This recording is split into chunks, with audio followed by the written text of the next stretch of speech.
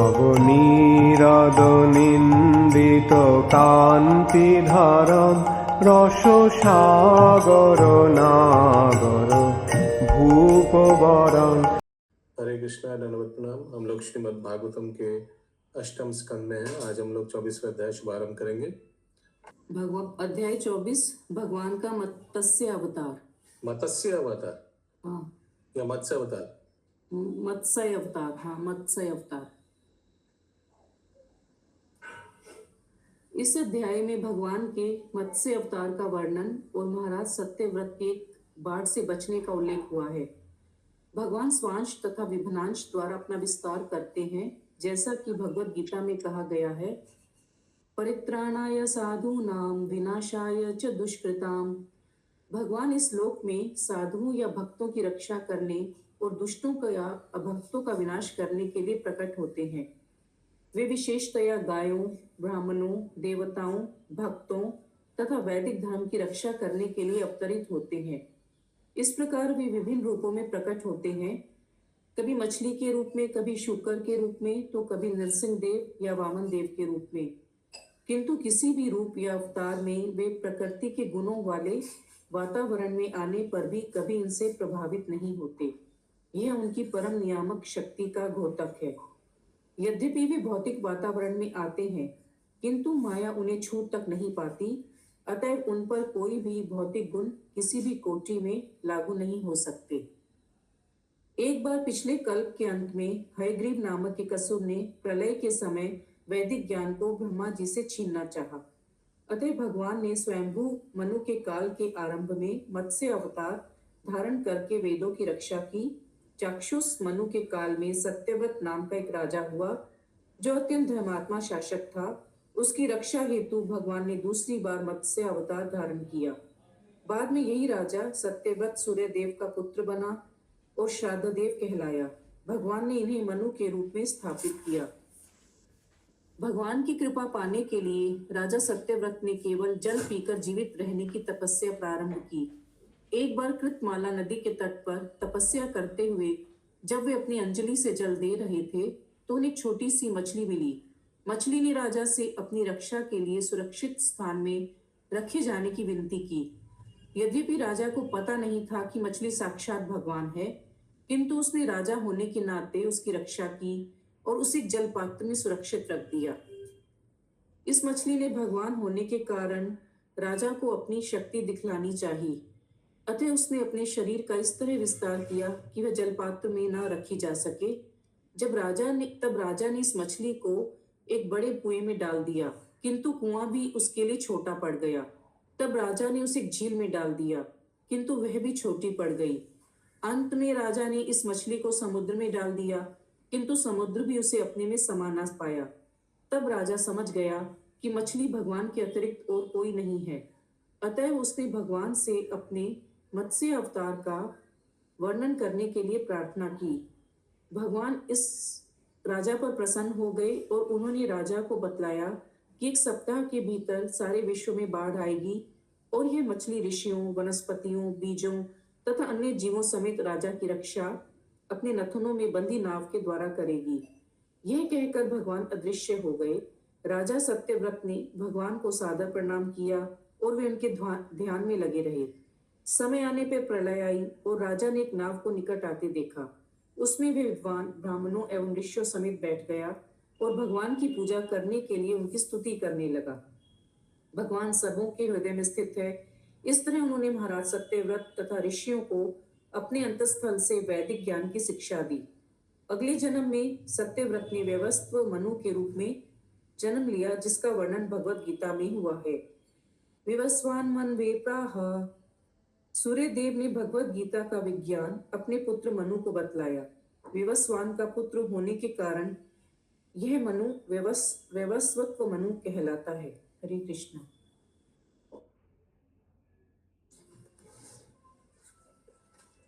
पहला श्लोक। श्रीराजोवाच श्रीराजुवाच भगवान् श्रोतुमिच्छामि भगवान श्रोतुमिच्छामि हरेरद्भुतकर्मणा हरे अद्भुत कर्मणा अवतारा कथाम् आद्याम अवतार कथा माध्याम माया मत्स्य विदम्बनम। माया मत्स्य विडम्बनाम। महाराज परीक्षित ने कहा, भगवान हरि नित्य ही अपने दिव्य पद पर स्थित हैं, फिर भी वे इस भौतिक जगत में अवतरित होते हैं और विभिन्न रूपों में अपने आप को प्रकट करते हैं। उनका पहला अवतार एक बड़ी मछली के रूप में हुआ। हे सर्वाधिक सुखदेव गोस्वामी, मैं आपसे उस मत्स्य अवतार की लीलाएं सुनने का इच्छुक हूँ। ये मत्स्य मत्स्य क्या होता है बार बार? मत्स्य अवतार की लीला सुनने का इच्छुक हूँ। तो ये सबसे पहले मत्स्य अवतार पहला 1 नंबर अवतार है वो। 10 अवतार स्तोत्रम में भी शायद, अगर मैं नॉट मिस्टेकन, सबसे पहले जयदेव गोस्वामी मत्स्य अवतार के बारे में बताते ना। प्रलय पयोधि जले ऋषवान शिवेदम, शायद 1 नंबर में वही है मत्स्य अवतार। तात्पर्य, पूर्ण पुरुषोत्तम भगवान सर्वशक्तिमान है, फिर भी उन्होंने एक असाधारण मछली का रूप धारण किया। यह भगवान के 10 मूल अवतारों में से एक है।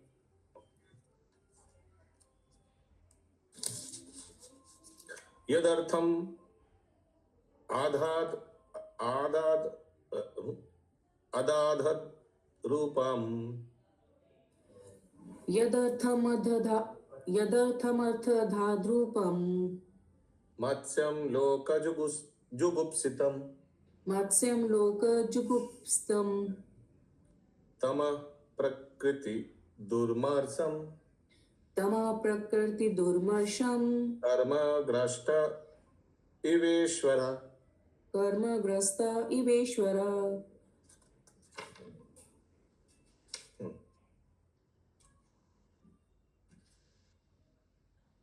एतानो भगवान सर्वम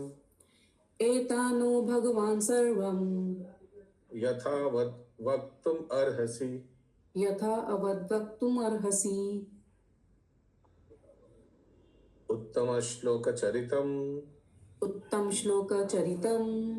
सर्वलोक सुखावहम।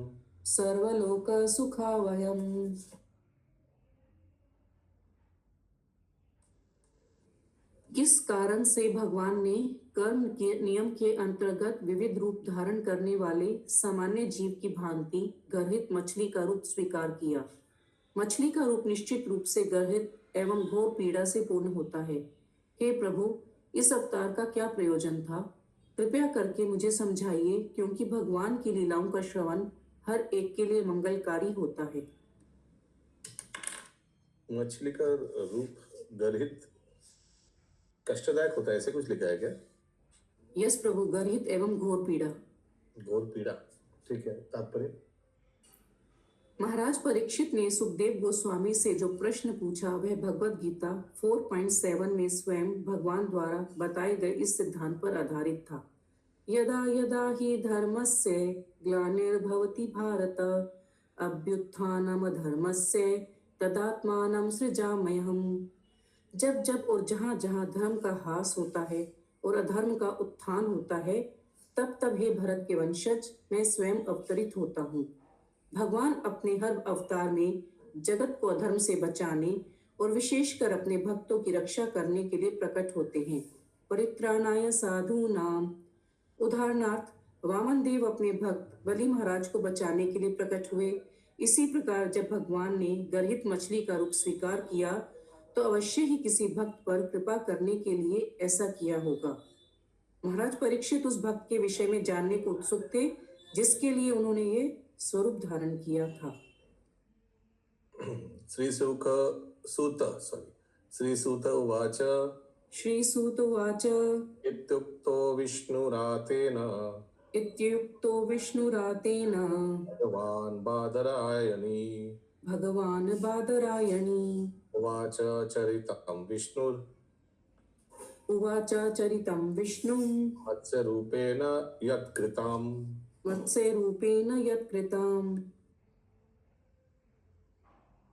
सूत गोस्वामी ने कहा, जब परीक्षित महाराज ने सुखदेव गोस्वामी से इस प्रकार जिज्ञासा प्रकट की तो उन महान शक्तिशाली साधु पुरुष ने भगवान के मत्स्य मत्स्य अवतार की लीलाओं का वर्णन करना प्रारंभ किया।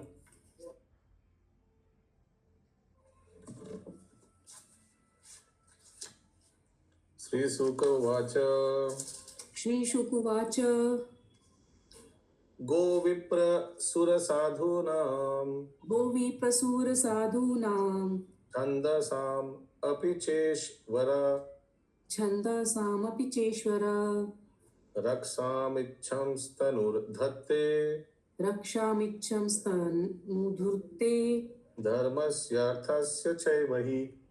धर्मस्य अर्थस्य च वही। श्री शुकदेव गोस्वामी ने कहा, हे राजन, गायों, ब्राह्मणों, देवताओं, भक्तों, वैदिक वांग्मय, धार्मिक सिद्धांतों तथा जीवन के उद्देश्य को पूरा करने वाले नियमों की रक्षा करने के लिए भगवान अवतरित होते हैं। तात्पर्य, भगवान सामान्यतः गायों तथा ब्राह्मणों की रक्षा करने के लिए विभिन्न प्रकार के रूपों में अवतरित होते हैं। भगवान को गो ब्राह्मण हिताय च कहा गया है, अर्थात वे गायों तथा ब्राह्मणों का उपकार करने के लिए सदैव उत्सुक रहते हैं। जब भगवान कृष्ण अवतरित हुए तो वे जानबूझकर ग्वाल बाल बने और उन्होंने स्वयं यह दिखलाया कि किस तरह गायों तथा बछड़ों की रक्षा करनी चाहिए। इसी प्रकार उन्होंने सुदामा विप्र को, जो असली ब्राह्मण थे, सम्मान प्रदान किया। भगवान के निजी कार्यों से मानव समाज को चाहिए कि गायों तथा ब्राह्मणों की रक्षा करना सीखे, तभी धर्म, जीवन के उद्देश्य की पूर्ति तथा वैदिक ज्ञान की रक्षा की जा सकती है। गायों की सुरक्षा के बिना ना तो ब्राह्मण संस्कृति को स्थिर रखा जा सकता है और ना ही ब्राह्मण संस्कृति के बिना जीवन का उद्देश्य अर्थ पूरा किया जा सकता है। अतएव भगवान को गो ब्राह्मण हिताय कहा गया है, क्योंकि उनका अवतार गायों तथा ब्राह्मणों की रक्षा के लिए ही होता है। दुर्भाग्यवश क्योंकि कलयुग में गायों की तथा ब्राह्मण संस्कृति की रक्षा नहीं हो पाती, प्रत्येक वस्तु डामाडोल स्थिति में है। यदि मानव समाज ऊपर उठाना चाहता है तो समाज के नायकों को भगवत गीता के आदेशों का पालन करना चाहिए और गायों, ब्राह्मणों तथा ब्राह्मण संस्कृति को रक्षा प्रदान करनी चाहिए। उच्चवाचेषु भूतेषु उच्चवच्चेषु भूतेषु चरन् वायुरिवेश्वर चरणवायुरिवेश्वर नोच्चवाचत्वं भजते नोच्च उवच्चत्वं भजते निर्गुणात्वाद् धियो गुणे निर्गुणात्वा अधियोद्गुणै।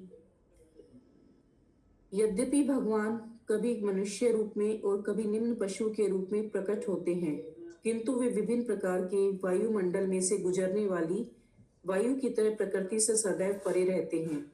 प्रकृति के गुणों से परे रहने के कारण वे उच्च तथा निम्न रूपों से प्रभावित नहीं होते। मैंने निम्न या उच्च योनि से कोई प्रभावित नहीं होता है। अभी ये मत्स्य तो योनि तो निम्न योनि हुआ ना।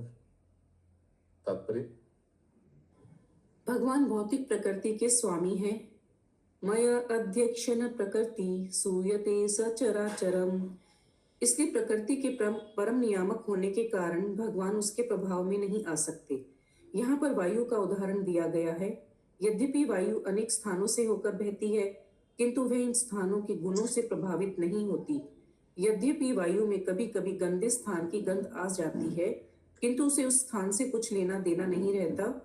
इसी प्रकार भगवान सर्वशुभ तथा सर्वमंगलकारी होने के कारण कभी भी किसी साधारण जीव की भांति भौतिक गुणों से प्रभावित नहीं होते। पुरुष प्रकृति अस्तो ही भुंक्ते प्रकृति जान गुणान। भगवत गीता 13:21। जब जीव भौतिक प्रकृति में रहता है तो वह उसके गुणों से प्रभावित होता है, किंतु भगवान कभी भी प्रभावित नहीं होते। जो इसे नहीं जानता वह भगवान का निरादर करता हुआ इन्हें सामान्य जीव मानता है। अब जानन्ति मां मूढ़ा परम भावम अजानतः अजा अनंतः। मूर्खी ऐसे निष्कर्ष पर पहुंचते हैं क्योंकि वे भगवान के दिव्य गुणों से अनजान रहते हैं। आसीद अतीत कल्पन्ते आसीद अतीत कल्पन्ते ब्रह्मो नैमित्तिको लय ब्रह्मो नैमित्तिको लया समुद्रोपाप्लुतस्तत्र समुद्रोपप्लुतस्तत्र लोकभूरादयो नृप। लोकाभूरदयो नृपा। हे राजा परीक्षित, विगत कल के अंत में ब्रह्मा का दिन समाप्त होने पर चूंकि ब्रह्मा की रात्रि में निद्रा में रहते हुए प्रलय आ गई और तीनों लोग समुद्र के जल से अपप्लवित हो गए। और एक बार, हे राजा परीक्षित, विगत कल के अंत में ब्रह्मा का दिन समाप्त होने पर चूंकि ब्रह्मा की रात्रि में निद्रा में रहते हुए प्रलय आ गई और तीनों लोग समुद्र के जल से अपप्लवित हो गए। तो इससे पता चलता है ये आंशिक प्रलय है, ये ब्रह्मा के एक दिन के बाद का प्रलय। बहुत लोग पूछते हैं ना कि आंशिक प्रलय में क्या होता है, फिर से पढ़िए। हे राजा परीक्षित, विगत कल के अंत में एक सेकंड, कल्प के अंतर में, हाँ, तो एक कल्प माने ब्रह्मा के एक दिन, 14 मनु के बाद, ठीक है। क्या हुआ? ब्रह्मा का दिन समाप्त होने पर चूंकि ब्रह्मा की रात्रि में निद्रा में रहते हुए प्रलय आ गई और तीनों लोग समुद्र के जल से अपप्लवित हो गए। तीनों लोग, सिर्फ 2-3 ऊपर वाला लोग छूट जाता है, महर लोग, जना लोग, तप लोग, सत्य लोग, इसका कुछ जल से प्रभावित नहीं, बाकी सब प्रलय जल में सब डूब जाता है। उसी समय ये 10 अवतार स्तोत्र में हुआ, प्रलय पयोधि जले निशबान शिवेर, प्रलय जल में सब डूब गए, ठीक है। ये ब्रह्मा जी का एक, मतलब इसीलिए ये आंशिक प्रलय। बोलिए माता जी। हरे कृष्ण प्रभु जी। प्रभु जी, तो क्या इस प्रलय में सारे जीव समाप्त नहीं होते हैं? समाप्त माने, देखिए, समाप्त का क्या विश्लेषण है, पहले समाप्त का आप वर्णन कीजिए। समाप्त बोलने से आप क्या बोलना चाह रहे हैं? मृत्यु? हाँ, जैसे सारे जल से प्लावित हो गया अगर सब लोग, तो फिर निष्क्रिय हो जाता है। अच्छा, निष्क्रिय, समझ रहे आप? निष्क्रिय माने उसे पॉज का एग्जांपल लिया था, रिमोट लेके पॉज कर दिया तो ऐसे रह गया। तो उसी अवस्था में जब वापस से जब फिर से रचना, तो उसके बाद सब इसी कंटिन्यू हुआ ब्रह्मा जी का। फिर अच्छा, अगला, काले न गात निद्रस्य,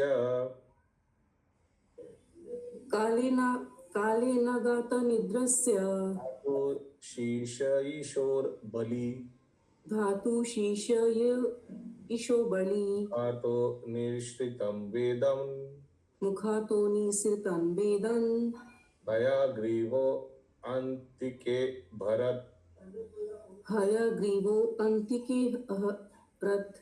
यस, बोलिए माता जी। हरे कृष्णा प्रभु जी, अगर आंशिक प्रलय में सब कोई पॉज हो जाता है तो फिर जब नए मनु आते हैं तो वापस से तो मतलब सृष्टि की, मतलब वापस से तो ब्रह्मा जी सृष्टि का निर्माण करते हैं, तो फिर कैसे फिर स्टार्ट होता होगा मनु? फिर नए मनु आते हैं तो फिर तो अगर हम पॉज हो गए तो वापस से तो वैसे ही कंटिन्यू करेंगे, तो फिर जब नए मनु आएंगे तो फिर वो क्या करेंगे? फिर जैसे ब्रह्मा का जो काम है। हरे कृष्ण। मनु का कार्य है सृष्टि करना, करेक्ट, ऑल्सो पालन करना है। It's not necessary every Manu will be creating, okay, it is not necessary every Manu will be doing creation, plus creation and maintenance can also go simultaneously. Am I understood?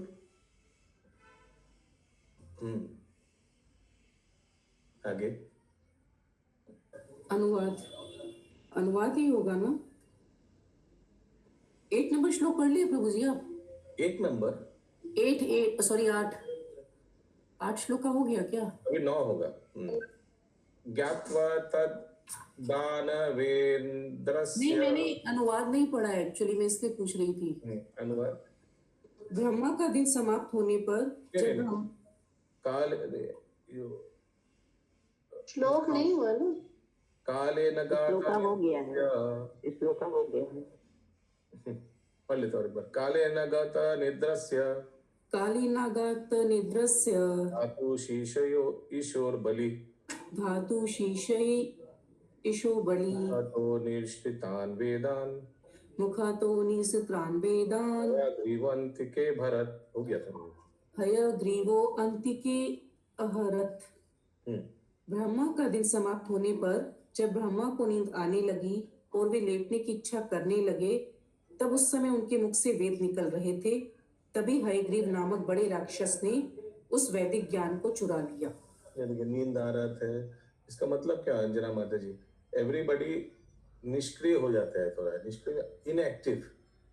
Brahma ji सबसे उच्च जीव है, वो भी निष्क्रिय हो जाना है, आस्ते से नींद आ रहा है, उस समय चोरी हो गया। ज्ञातवा था। हाँ बोलिए।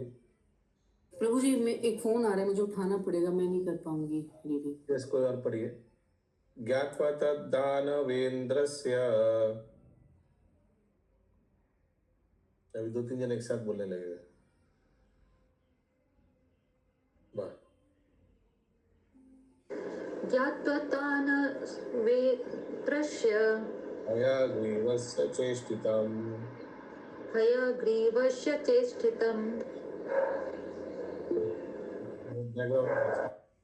दधार शफरीरूपम्।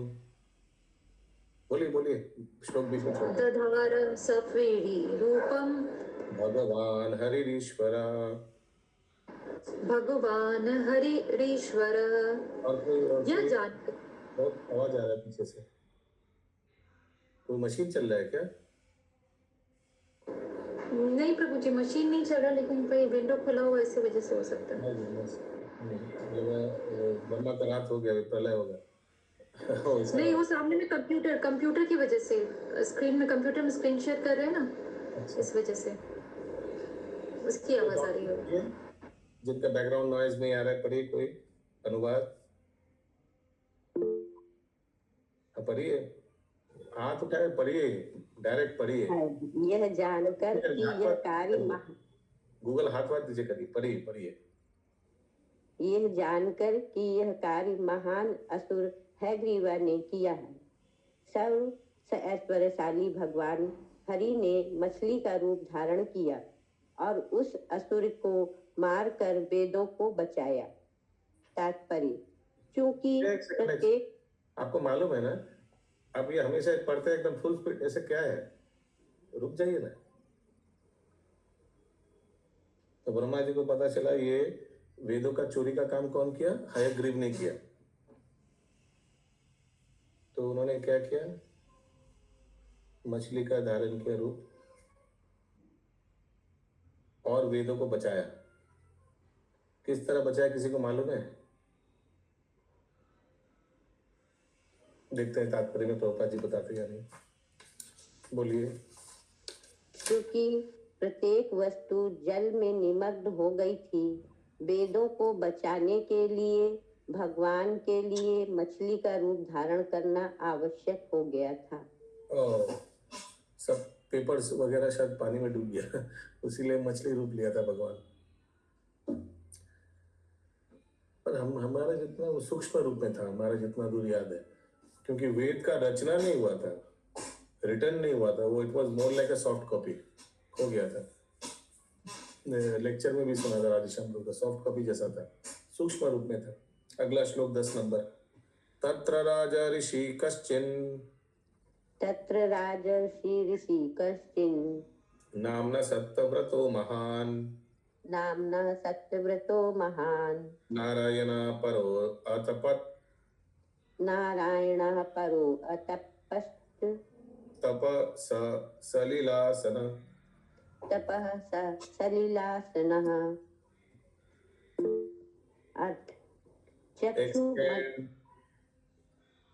हरे कृष्ण प्रभु, ये वेद की जो ये ध्वनि थी वो जल में विलीन हुई थी, क्योंकि ब्रह्मा जी जब सो रहे थे तो उनके मुंह से निकल रही थी यह ध्वनि। वेद तो ध्वनि रूप नहीं है। हाँ हाँ, पूरा तो वेद ही वही है।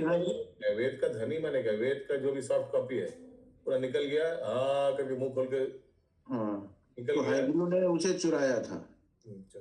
तो सॉफ्ट कॉपी जैसे, ऐसे नहीं कि पत्ता हयग्रीव चुराया, लेकिन अभी खुद तो प्रलय हुआ तो डूब गया, तो अभी उसको उद्धार करने के लिए, हयग्रीव को उद्धार करने के लिए, वेद को उद्धार करने के लिए भगवान को मछली का रूप लेना पड़ा।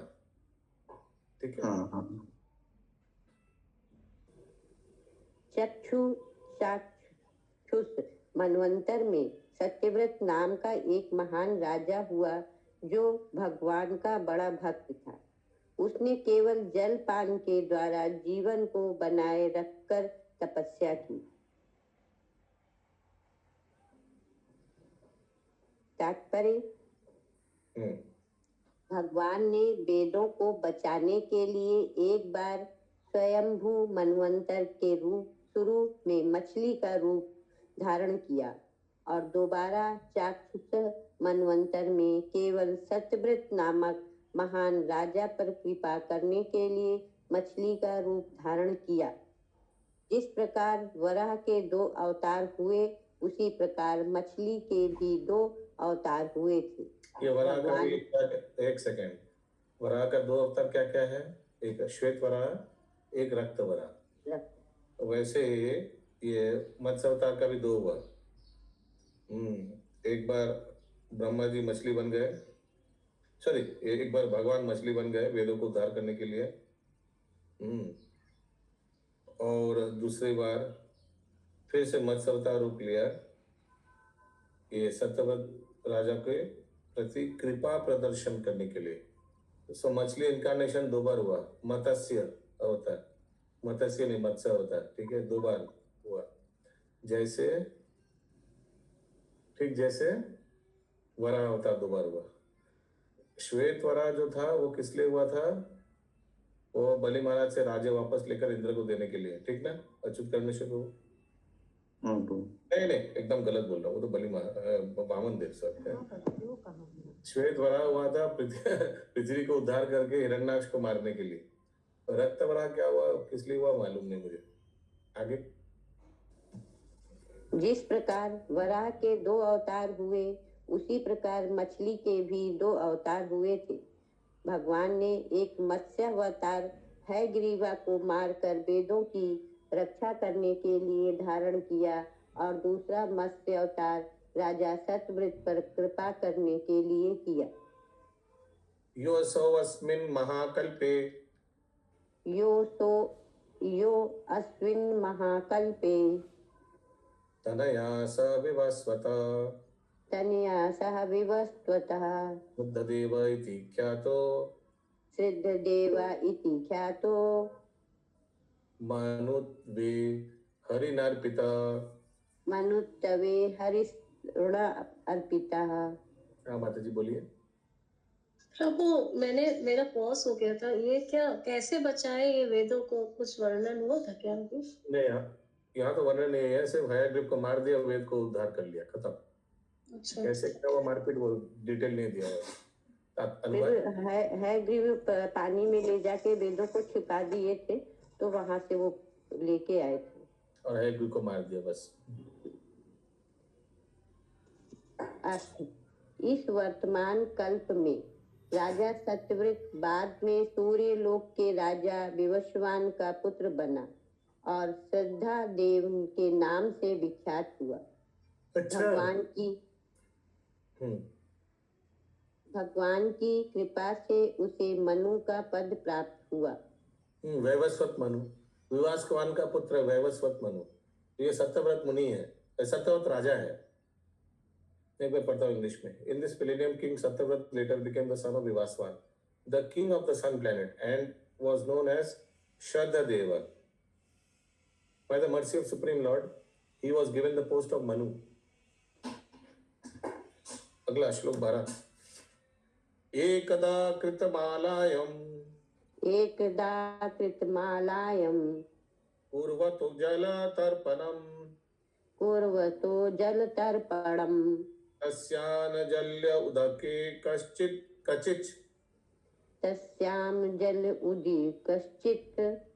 क्षप्राहि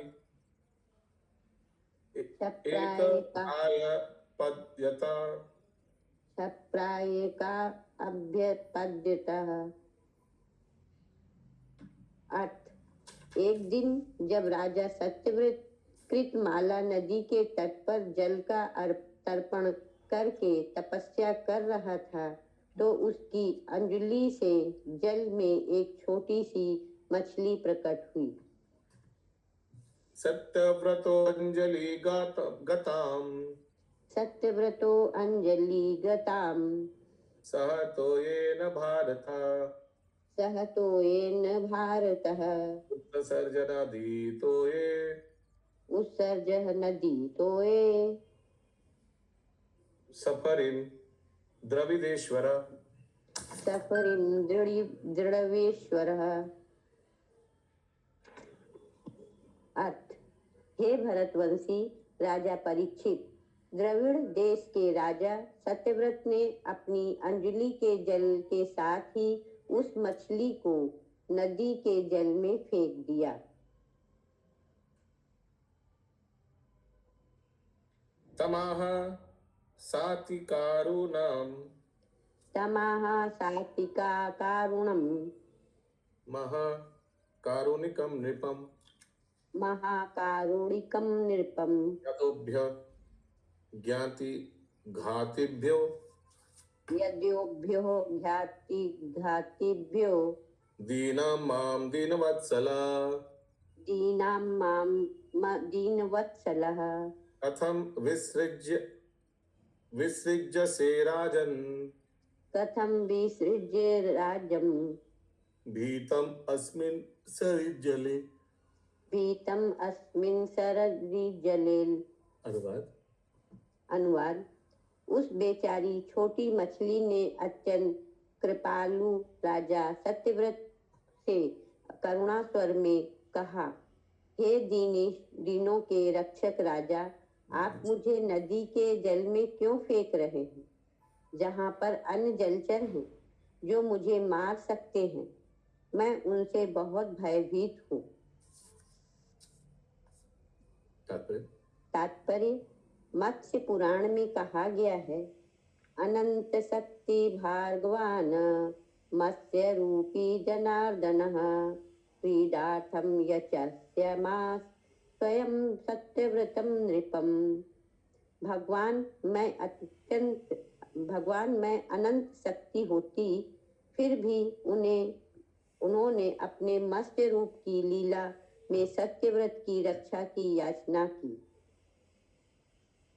तात्पर्य हो गया सर। ओके, अगला श्लोक 15। तमात्मनो अनुग्रहार्थम नित्य मत्स्य वपुर्धरम अजानं रक्षणार्थाय अजानम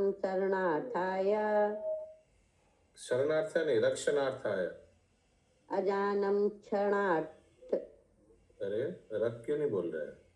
अजानम रक्षणार्थाय सफराय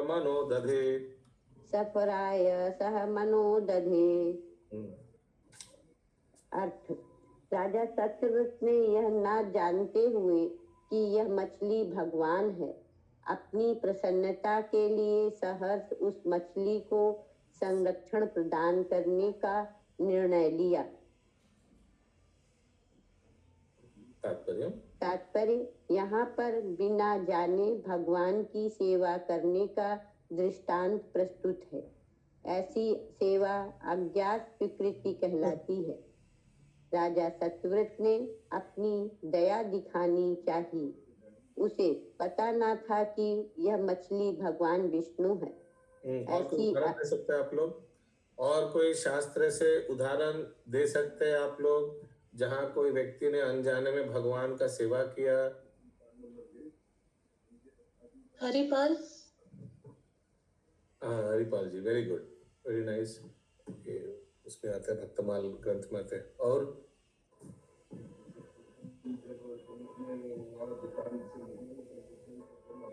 कोई याद आ रहा है किसी को जहाँ कोई भक्त जाना नहीं कि ये वामन देव है और उनको दान दे दिया? हाँ, बोलिए। जो हैंडरेस नहीं की करूँगी, सॉरी, जो पत्ता महाप्रभु को पत्ता केला का पत्ता देते थे। हाँ, वेरी गुड, केला विचा श्रीधर, वेरी गुड। हाँ, केला अनजाने में उनको सेवा करते थे। यस, निर्गुणा लिमड़ी माता जी। प्रभु जी, वो शील नरोत्तम दास ठाकुर जी जिनसे दीक्षा लेना चाहते थे, उनका प्लेस जाके क्लीन करते थे ना? लोकनाथ लेकिन वो स्वामी अनजाने भगवान में। का भक्त है, भगवान अच्छा। अनजाने में भगवान का सेवा कर चुका है। यस, प्रीतिमय नंद प्रिया माता जी, कर्मा भाई। कर्मा भाई अनजाने में उनको खिचड़ी खिलाते थे। वाह, वेरी गुड। अगला अनुवाद। उसे पता न था कि यह मछली भगवान विष्णु है। ऐसी अज्ञात भक्ति से भगवान की कृपा प्राप्त होती है। भगवान की ऐसी सेवा चाहे ज्ञात भाव से हो या अज्ञात से कभी व्यर्थ नहीं हो जाती। बस यही तक है। ग्रंथराज श्रीमद् भागवतम की जय, श्रील प्रभुपाद की जय, गौर प्रेमानंदे। हरि हरि बोल।